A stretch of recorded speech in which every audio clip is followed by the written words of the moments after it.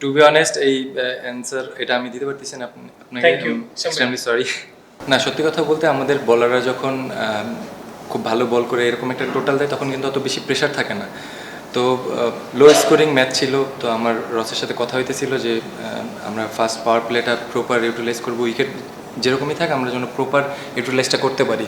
তো ওই জিনিসটা রাইটি লেফটি যখন আসতেছিল আমি ওর সাথে কথা বলতেছিলাম, ওই জিনিসটা প্রপার ইউটিলাইজ করার চেষ্টা করতেছিলাম। দেন দুজনের আন্ডারস্ট্যান্ডিং ভালো হওয়ার জন্য কন্টিনিউ লম্বা হচ্ছে।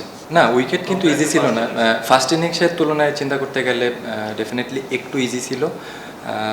ফার্স্ট ইনিংসে কিন্তু বল খুবই গ্রিপ করতেছিল, তো সেকেন্ড ইনিংসেও কিছু বল হোল্ড করতেছিল। তো ওইটার সাথেই বারে বারে আমি পার্টনারের সাথে ওইটাই কথা বলতেছিলাম যে কিছু বল স্কিডেই জোরে আসতেছে, কিছু বল হোল্ড করে আসতেছে, তো ওই জিনিসটা জাস্ট অ্যাডজাস্ট করার চেষ্টা করছি। এই যে এখন বললেন এখনই মাথায় আসলো যে টেবিল টপার টুর্নামেন্টের আগে এগুলি যখন যখন শেষ হয়েছে তখনই ব্রেন থেকে আউট হয়ে গেছে, জাস্ট কনসেন্ট্রেশন অনলি এই টুর্নামেন্টে ছিল, ফার্স্ট ম্যাচে ছিল। তো আমি চেষ্টা করছি যেন ফার্স্ট ম্যাচ থেকে যেন আমার যেটা আমি যেভাবে প্রিপেয়ার্ড হয়েছি ওইভাবে যেন ওয়েল মেনটেন করে যেন ডেলিভার করতে পারি। টু বি অনেস্ট এগুলি মাথায় ছিল না। না টু বি অনেস্ট আমাদের টিমের জেল এখন খুবই ভালো আছে, তো এটা জাস্ট কন্টিনিউ করতে হবে।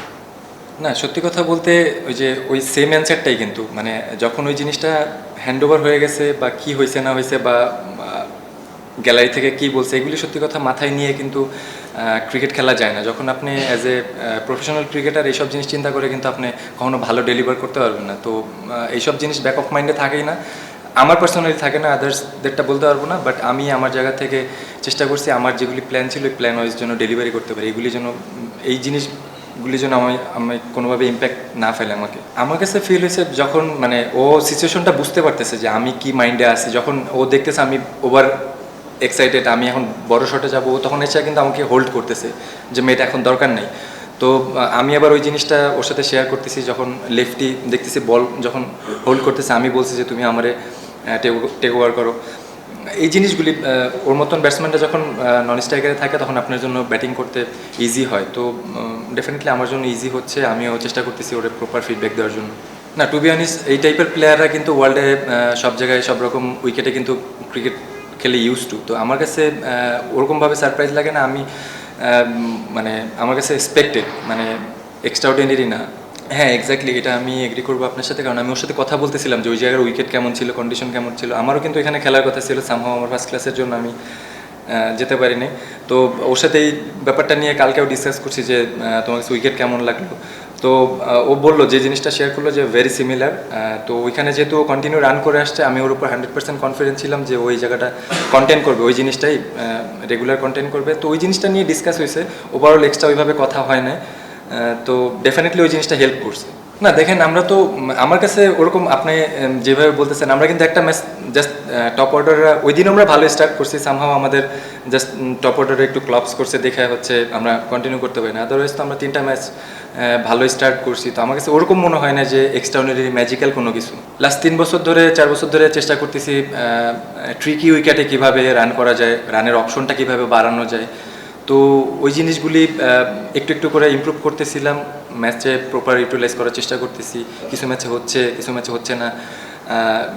লাস্টে আরও 3-4টা ম্যাচ মিস করে গেছি, একদম ফিনিশিংয়ের কাছে যায় আউট হয়ে গেছি। তো এটা আমি লাস্ট বেশ কিছু ইন্টারভিউতেও বলছি যে আমি এখন চাচ্ছি যেন জিনিসটা ফিনিশ করে আসতে পারি। আজকেও 12-14 রান লাগে, ওইটা আমি শেষ করতে পারলাম না। তো এই জিনিসগুলি লার্ন করার চেষ্টা করতেছি। স্ট্রাইক রেট নিয়ে টু বি অনেস্ট চিন্তা করতেছি না, কারণ আমি আমার স্ট্রেংথ জানি যে আমি কীভাবে কোন জায়গাতে রান করি। তো ওই জিনিসগুলি just day by day improve করার চেষ্টা করতেছি। এই যে মুস্তাফিজ ইস্যুটা শুধুমাত্র মুস্তাফিজ না, এটা কিন্তু বাংলাদেশ নামটা জড়িত। এইভাবে একটা প্লেয়ারকে আসলে আইপিএল থেকে বের করে দেওয়া হয়, সেটাকে আপনি কিভাবে দেখেন প্লিজ বলবেন। টু বি অনেস্ট এই অ্যান্সার এটা আমি দিতে পারতেছি না আপনাকে, এক্সট্রিমলি সরি।